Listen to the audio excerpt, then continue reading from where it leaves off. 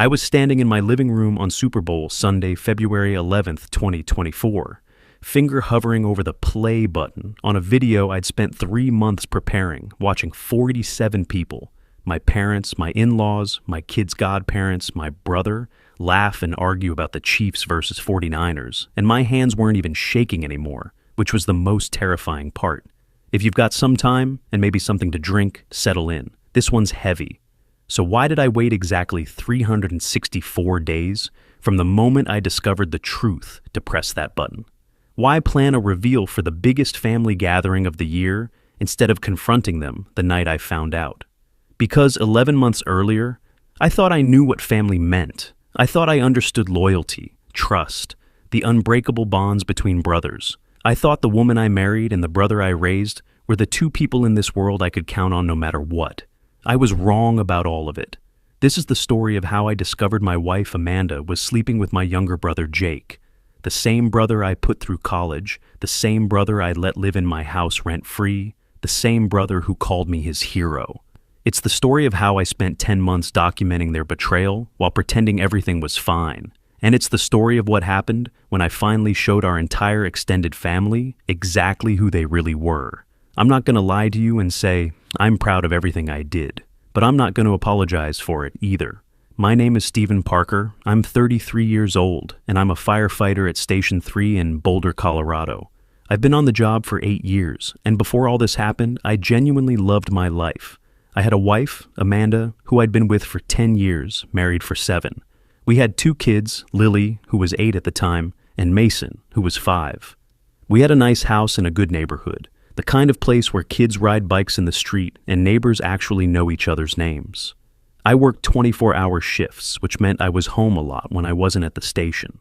Amanda worked as a dental hygienist 4 days a week. We weren't rich, but we were comfortable. We were happy. Or at least, I thought we were.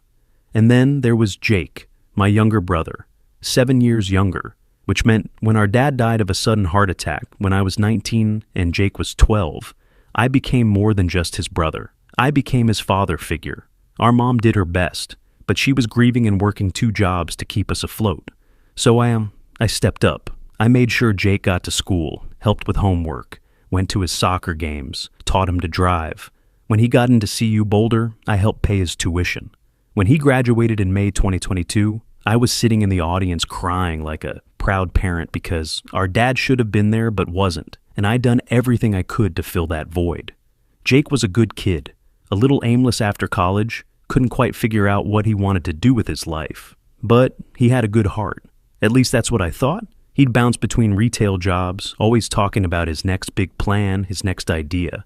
I never judged him for it. Everyone finds their path at their own pace, right? And he was family. Family is supposed to be sacred. That phrase meant something to me. My dad used to say it all the time. Family is sacred, boys. You take care of each other no matter what. After he died, I tried to live by that. I tried to be the brother, the son, the husband, the father who honored that belief. In the summer of 2022, Jake was struggling. His roommate situation fell through. He was barely making rent, working at some outdoor equipment store. And he seemed kind of lost. So I did what I thought was the right thing. I told him he could move into our guest bedroom, rent-free, until he got on his feet. Amanda wasn't thrilled about it at first. She valued our privacy, and I got that, but I convinced her. He's family, I said. It's temporary, 6 months max. Jake moved in June 2022, and looking back now, that's probably when it started. I just didn't know it yet. I worked 24-hour shifts at the station, which meant I'd leave at 8 in the morning and come back the next morning around 9. During those stretches, Amanda would be home with the kids after work, and Jake would be around, sometimes working his evening retail shifts, sometimes home. I never thought twice about it. Why would I? This was my wife and my brother, the 2 people I trusted most in the world. Jake moved out in December 2022, got a small apartment about 15 minutes away. But he still came over all the time, 2-3 times a week. He'd join us for dinner, play with Lily and Mason, hang out and watch TV with us. He was part of our routine, part of our family. I started noticing small things in the fall of 2022 that didn't quite add up, but I rationalized every single one of them. Amanda seemed happier, more energetic. I thought maybe she was just relieved to have more privacy again with Jake moving out. She started texting more, always with her phone face down on the counter. I figured it was just her friends, or maybe planning something for the holidays. Jake started being less available when I'd call to hang out, just the two of us. I thought he was probably dating someone and didn't want to tell me yet. There was this one moment in early February 2023 that I pushed down so hard I almost convinced myself it didn't happen. I came home early from a shift. Another firefighter had a family emergency and we swapped the last 6 hours. It was around 3 in the afternoon on a Tuesday. When I pulled into the driveway, Jake's car was there. I walked in and found him and Amanda on the couch watching a movie. They both looked startled when I came in, like I'd caught them doing something wrong, but they were just watching a movie, fully clothed, sitting on opposite ends of the couch. I laughed it off. Didn't mean to interrupt movie time, I joked. Amanda said something about how Jake had stopped by to drop off something he'd borrowed, and they'd decided to watch something while the kids were at school. It made sense. It was innocent, except it wasn't. And some part of me knew that even then, I just refused to see it. Late January 2023, our neighborhood had a string of package thefts. I'm a firefighter, not a cop, but I'm all about prevention and safety. So I installed a Ring doorbell and an additional camera that covered our driveway and front entrance. I mentioned it casually to Amanda and Jake. Neither of them seemed bothered by it. I set it up to send motion detection alerts to my phone. The idea was to catch package thieves. I never imagined I'd use it to catch something so much worse. February 13th, 2023 was a Tuesday. I was at the station working my regular 24-hour shift, which started at 8 Monday morning. Around 2:47 a.m. on Tuesday, I was trying to catch some sleep between calls when my phone buzzed with a Ring notification.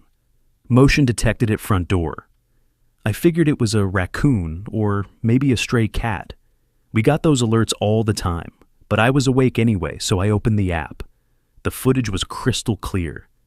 Jake was standing at our front door, using the spare key I'd given him to unlock it and walk inside. At 2:47 in the morning, while I was at work. While Amanda and the kids were home asleep, I stared at the screen for probably 30 seconds, my brain trying to make it make sense. Maybe there was an emergency. Maybe Amanda had called him and I'd somehow missed it. I checked my phone, no missed calls, no texts from either of them. I went back to the footage, watched it again. Jake definitely had a key. He walked in like he'd done it before, casual, confident. I tried to sleep the rest of my shift, but I couldn't. I kept running through possibilities in my head. Maybe he'd forgotten something at our house and didn't want to wake Amanda by knocking. Maybe he'd had a fight with his roommate and needed a place to crash. There had to be a reasonable explanation. When I got home Tuesday morning around 8:30, Amanda was making breakfast, cheerful and normal. The kids were getting ready for school. Everything seemed fine. Too fine. I waited until the kids were out the door, then casually asked, "Did Jake stop by last night?" Amanda's face went completely blank for half a second before she smiled. "Jake? No, why?" That's when I knew, the way she lied so smoothly, so quickly, without even hesitating. My stomach dropped. I pulled up the Ring footage on my phone and showed it to her. Because my doorbell camera says he did. At 2:47 a.m. Her face went white, actually white. Then she recovered fast, laughing a little too loud. "Oh my God, I totally forgot. He stopped by, said he couldn't sleep. We talked in the kitchen for like 20 minutes, and he left. I was half asleep. I'm sorry. It completely slipped my mind." I wanted to believe her. I wanted it so badly. But something in my gut was screaming. That night, after Amanda went to bed, I sat in my office and reviewed every Ring notification from the past month. What I found made me physically sick. Jake's car appeared in our driveway 7 separate times during my 24-hour shifts. Always late at night, between 11 p.m. and 4 a.m. He'd stay for anywhere from 45 minutes to 2.5 hours. Then he'd leave, and the house would be quiet again. 7 times, in 1 month. And Amanda had never mentioned it, not once. I didn't sleep that night. I just sat there in the dark, staring at timestamps, trying to convince myself there was an innocent explanation. Maybe they were just talking. Maybe Amanda was lonely with my weird schedule. Maybe Jake was going through something and needed someone to talk to, and he didn't want to burden me. But why lie about it? If it was innocent, why lie? A few nights later, Amanda fell asleep on the couch. Her phone was next to her, unlocked. I know what you're thinking, invading privacy, crossing a line. You're right, I did. But at that point, I had to know. I picked up her phone and opened her texts with Jake. The thread started in January 2023. Anything older had been deleted. The messages themselves weren't explicitly sexual, but the energy was all wrong. Lots of emojis. Inside jokes I didn't understand. Can't wait for next time. Steven's working Thursday overnight, right? I checked her deleted messages folder. It was empty. She'd been clearing them. I almost woke her up right there, almost confronted everything. But something stopped me. Maybe it was cowardice. Maybe it was strategic thinking from years of firefighter training. Don't rush into a burning building without knowing what you're dealing with. I needed proof before I blew up my entire life. Because if I was wrong, if I accused them and destroyed my marriage and my relationship with my brother over paranoia, I'd never forgive myself. So I made a decision. I ordered a small motion-activated hidden camera online and had it delivered to the fire station. I installed it in the guest bedroom, the room where Jake used to sleep, the room I suspected they were using. I hid it in the bookshelf, barely visible. It recorded to a cloud account under a separate email address. In early March, I told Amanda I'd picked up extra shifts that week. I hadn't, but I wanted to see what would happen when she thought I'd be gone overnight. March 9th, 2023. I worked a real shift that Thursday, but before I left, I made sure the hidden camera was active. The next morning, I sat in my truck in the fire station parking lot and pulled up the footage on my phone. 11:37 p.m., Jake entered through the front door. 11:52 p.m., they both walked into the guest bedroom. 9:43 a.m., they left the bedroom. Jake left the house shortly after. The footage quality wasn't perfect. It was a cheap camera, but it was clear enough. I watched them kiss. I watched them undress each other. I watched my wife climb into bed with my brother in the house I paid for, in the bed I'd bought for guests, while my children slept down the hall. I watched it twice to make sure I wasn't imagining it.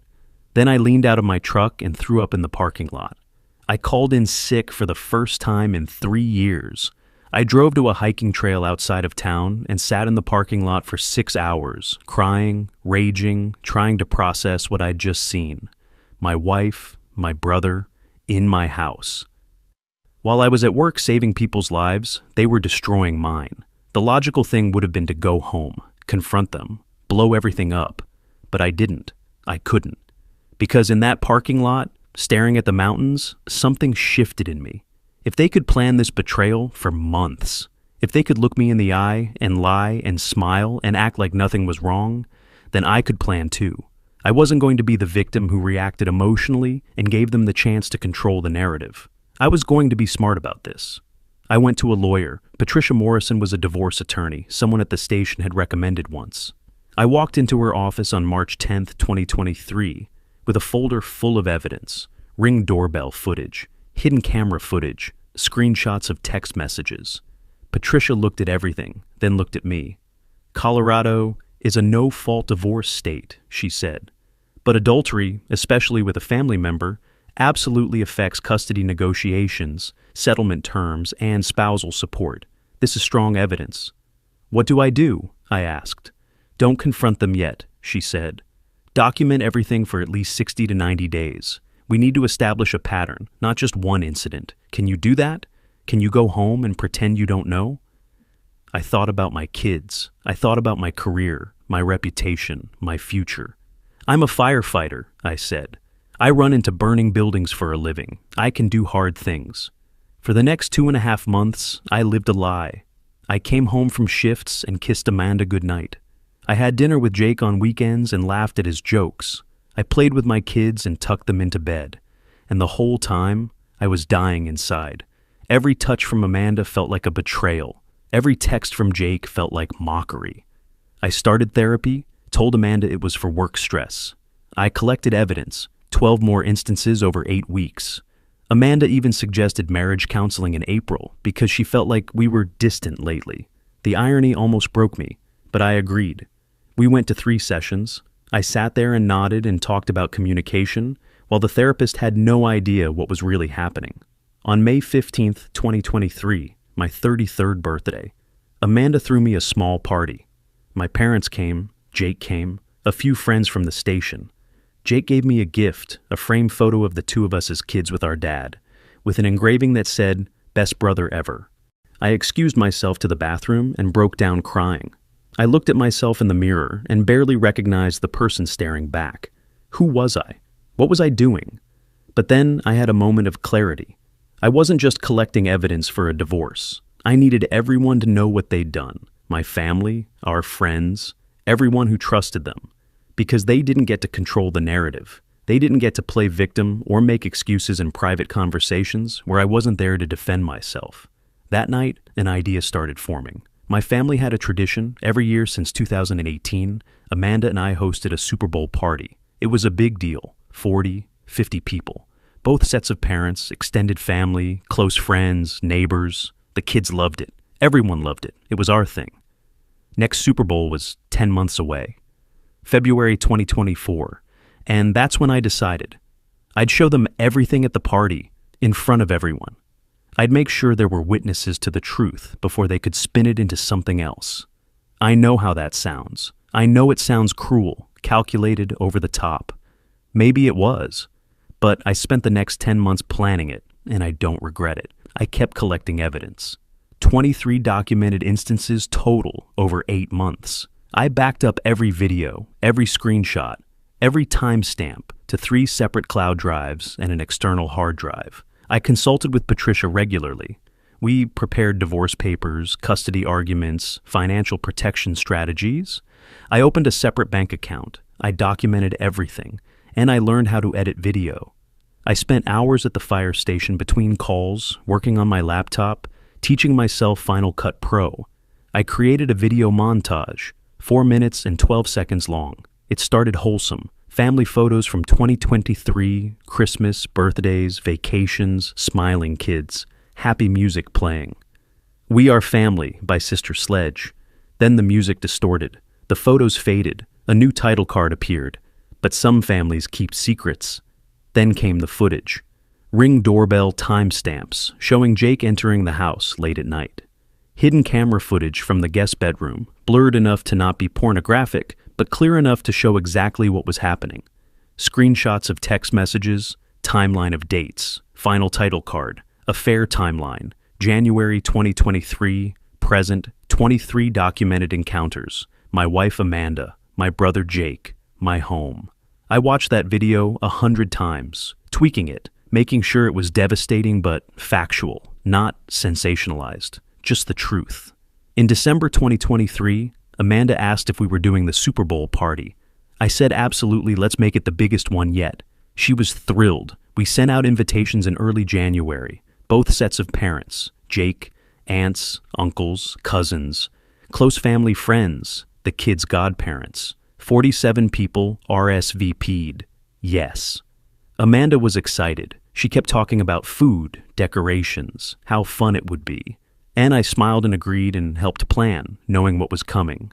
I arranged with my mom to take Lily and Mason upstairs to play during halftime. The kids weren't going to see any of this. I made sure the video was on my laptop, on a USB drive, and on my phone as backups. I tested the connection to our TV multiple times. The week before the Super Bowl, I was eerily calm. My therapist, Mark, noticed. "You seem different," he said, "more settled." "I've made peace with my decision," I told him, and I had. I knew this would destroy my family. I knew it would hurt people I loved, but I also knew I couldn't keep living the lie. The cost of staying silent was higher than the cost of the truth. February 11th, 2024. Super Bowl Sunday. Chiefs versus 49ers. I woke up that morning next to Amanda, made her breakfast, smiled at her like I'd done for the past year. Jake showed up around 3 p.m. with chips and beer, wearing his Chiefs jersey, giving me a hug. "Can't wait, bro. This is going to be awesome." I hugged him back. "It'll be a game to remember." By 4:30, the house was packed. 47 people in my living room, kitchen, spilling into the backyard. The energy was electric. People were laughing, arguing about the game, eating, drinking. Lily and Mason were running around in their little jerseys. My mom was chatting with Amanda's mom. My dad was talking football with some of the guys from my station. And I was going through the motions, refilling drinks, making small talk, waiting for halftime. The first half of the game was close and exciting. Everyone was into it. I barely watched. I kept glancing at the clock, my heart rate surprisingly steady. At halftime, around 7-15, when Usher's performance started, I caught my mom's eye. We'd planned this. She stood up and called to the kids. "Lily, Mason, Grandma brought a new game upstairs. Want to come see?" They were excited and ran upstairs with her. I waited 3 minutes to make sure they were settled and couldn't hear what was about to happen. Then I stood up and raised my voice over the music. "Hey everyone, before the second half starts, I put together a little family video montage from this past year. Just want to share some memories with you all." There were happy murmurs. "Aw, that's sweet." Amanda looked surprised from the kitchen. "Babe, you didn't tell me you made a video." "I wanted it to be a surprise," I said. My voice was steady. My hands didn't shake as I connected my laptop to the TV. I pressed play. The screen went black, then showed the title, The Parker Family, 2023 Memories.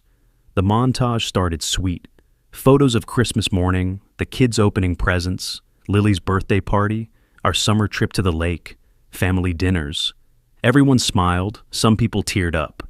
The music was warm and nostalgic. Amanda walked in from the kitchen, standing in the doorway, watching with a soft smile. Jake raised his beer from the couch. "Cheers to family, bro." 45 seconds in, the music distorted. The images started to fade. A new title card appeared. But some families keep secrets. Confused murmurs rippled through the room. The first piece of footage appeared. Ring doorbell timestamp. February 13th, 2023, 2:47 a.m. Jake unlocking my front door, walking inside. The room went quiet. Next clip, both cars in the driveway. Timestamp, March 9th, 2023, 11:52 p.m. Then the hidden camera footage from the guest bedroom. I'd blurred the explicit parts, but it was unmistakably clear what was happening. You could see them kissing, undressing, moving to the bed. Someone gasped. I think it was Amanda's mom. More footage played. Different dates, different timestamps. Screenshots of their text messages appeared on the screen, blown up large enough for everyone to read. The final title card appeared, A Fair Timeline, January 2023, present. 23 documented encounters. My wife Amanda, my brother Jake, my home. The video ended. The screen faded to black, then back to the halftime show on live TV. Usher was performing to a crowd of thousands, but in my living room, there was complete silence except for the sound from the television. I stood in the corner, arms crossed, watching everyone's faces. Amanda was frozen in the kitchen doorway, her face drained of all color. Jake stood up from the couch. "Steven, what the fuck?"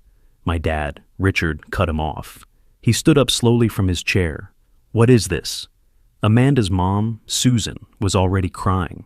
I spoke for the first time since the video started. My voice was calm, cold. "Exactly what it looks like.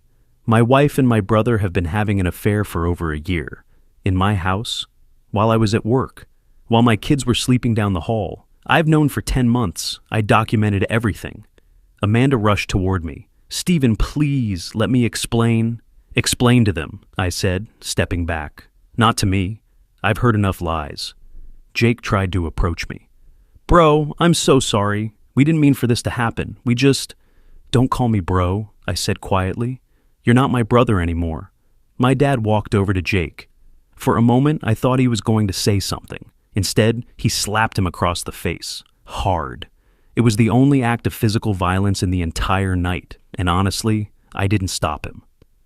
"Get out of this house," my dad said, his voice shaking with rage. "Now." Amanda's dad stood up, looking at his daughter with an expression I'd never seen before. Disgust mixed with heartbreak. "Amanda? How could you? With his brother?" She was sobbing now, trying to get to me, but I kept backing away. "Steven, please. We have kids. We can work through this." "The kids are exactly why I'm doing this the right way," I said. "They deserve a parent who tells the truth. You can see them with supervised visitation until the court decides custody. But you need to leave tonight." "It just happened," Jake was saying to anyone who would listen. "We fell in love. We didn't plan this." My cousin Brian, who's also a firefighter, stepped in front of him. "Get the fuck out of here before I throw you out." The next 20 minutes were chaos. Amanda's parents took her home, still sobbing. Jake left, his face red from my dad's slap and from crying. About half the party cleared out immediately. People who couldn't handle what they had just witnessed, who needed to escape. The other half stayed. My parents, some close family, a few friends from the station. People who wanted to make sure I was okay. Around 8:30, when things had finally calmed down, I addressed the people who remained. "I know that was brutal to watch," I said. "I'm sorry you had to see it that way. But I needed witnesses. I needed you to know the truth before they could spin it, before they could make me out to be the bad guy, before they could play victim in private conversations. I've been living with this for 10 months. Now, you know what I know." My mom hugged me, crying. "We had no idea, sweetheart. We're so sorry." "I know, Mom. That's why I had to show you." My dad put his hand on my shoulder. "Your father," he meant my late dad, his voice breaking, "would be so disappointed in Jake, but he'd be proud of how you handled this." By 9 p.m., everyone was gone except my parents. The kids were still upstairs, asleep in their room, having no idea their world had just fundamentally changed. I sat on the couch with a beer, watching the fourth quarter of a game I didn't care about. I'd done it. I'd exposed them. The truth was out there, witnessed by everyone who mattered. But sitting in that silence, I realized something I hadn't expected. I felt empty, not victorious, not satisfied, just hollow.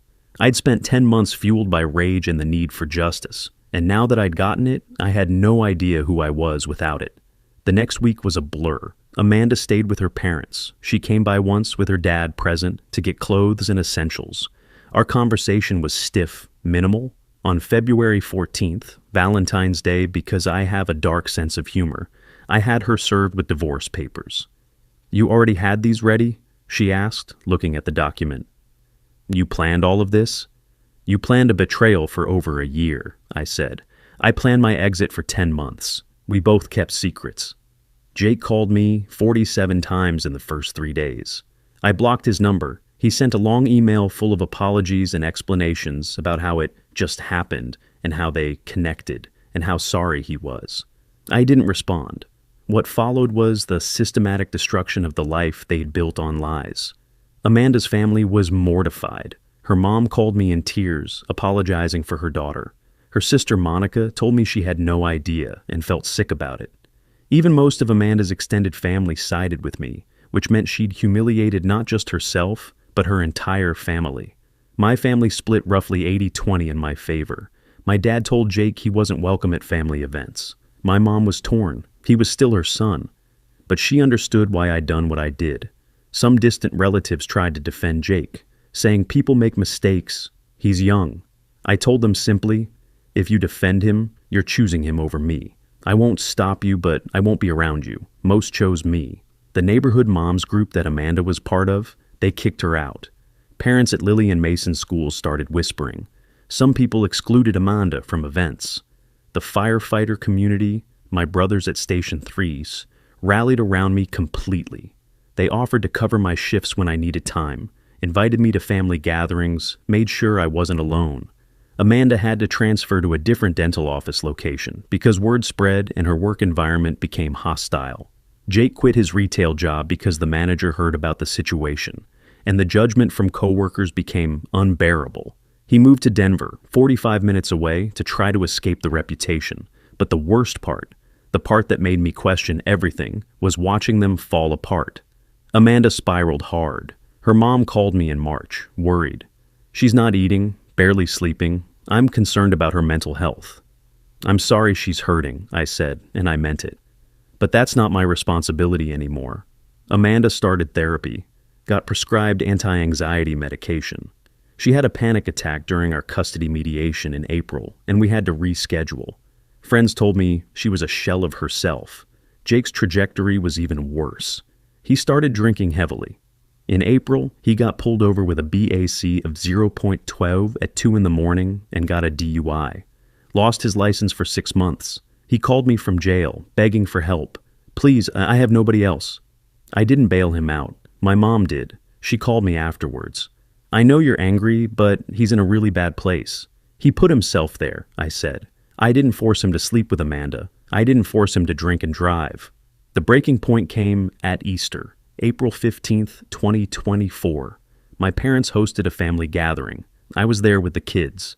My mom had invited Jake without telling me, thinking maybe enough time had passed. Jake showed up clearly drunk, disheveled, barely holding it together. When he saw me, he broke down completely, in front of everyone, my parents, aunts, uncles, cousins. He begged me for forgiveness. "I ruined my life," he sobbed. "I ruined yours. I can't sleep. I can't eat. I hate myself. Please, Stephen, you're all I have left. I'm sorry. I'm so sorry." I looked at him, this person who used to be my brother, who I'd raised, who I'd loved like a son, and I felt nothing. "You still have mom and dad, apparently," I said. "I have nothing to say to you." He collapsed, sobbing. My mom had to take him home. My dad was furious at her for inviting him. I left early with the kids.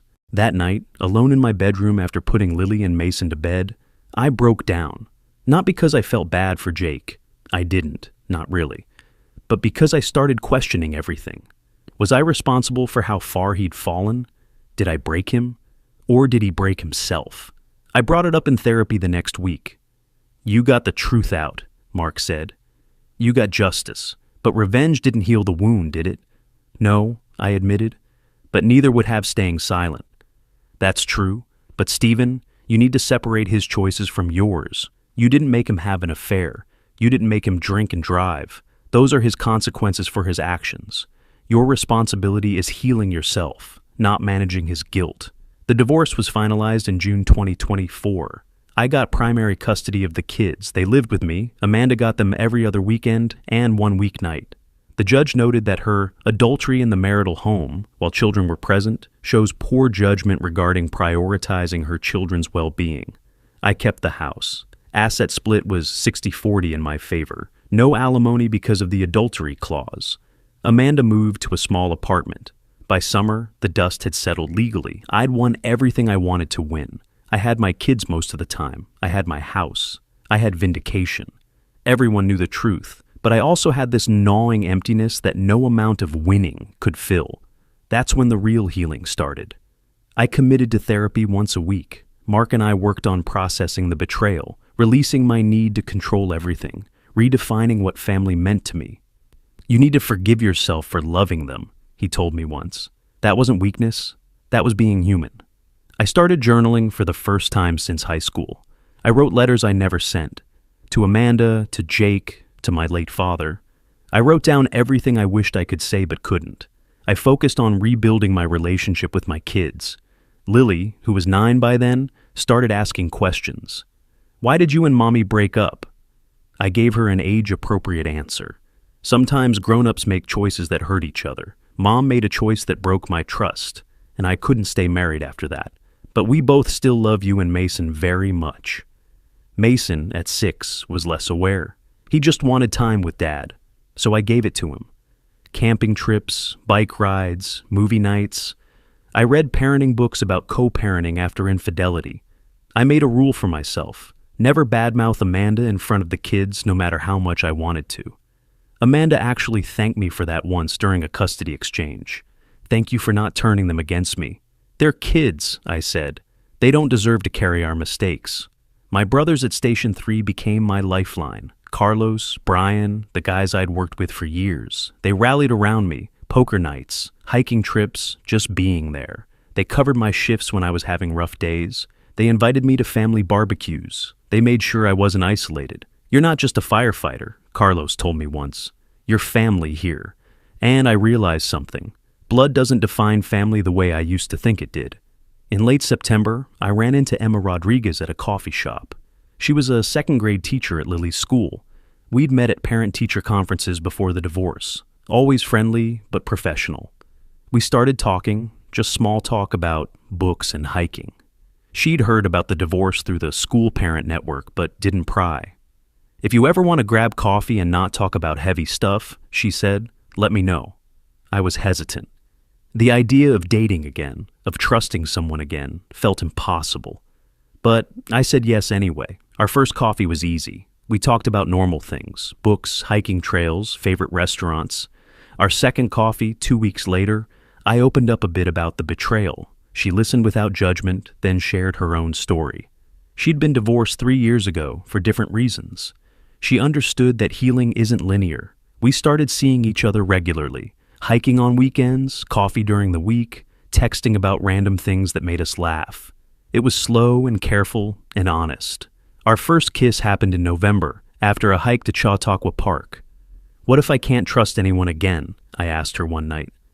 "Trust is rebuilt slowly," Emma said. "I'm not in a rush." I introduced her to the kids in December. Lily liked her immediately. Mason was neutral, but warmed up over time.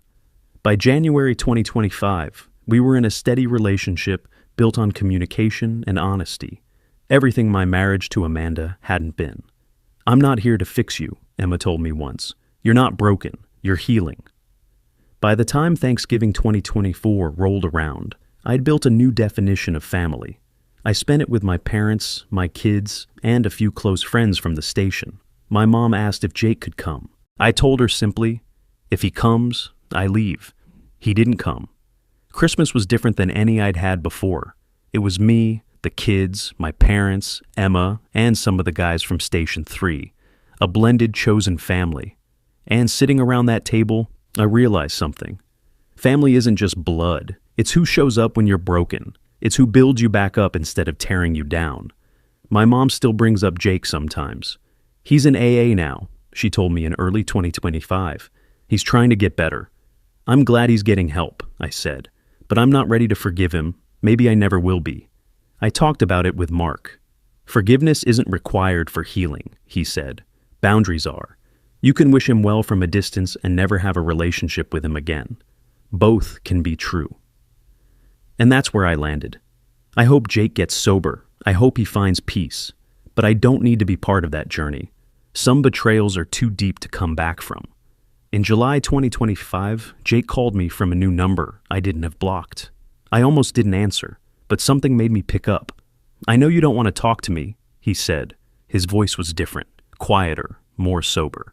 "I just wanted to say I'm sorry, truly. I was selfish and cowardly. I destroyed the best thing in my life, our brotherhood. I don't expect forgiveness. I just needed you to hear it from me." I was silent for what felt like a long time. "I heard you," I finally said.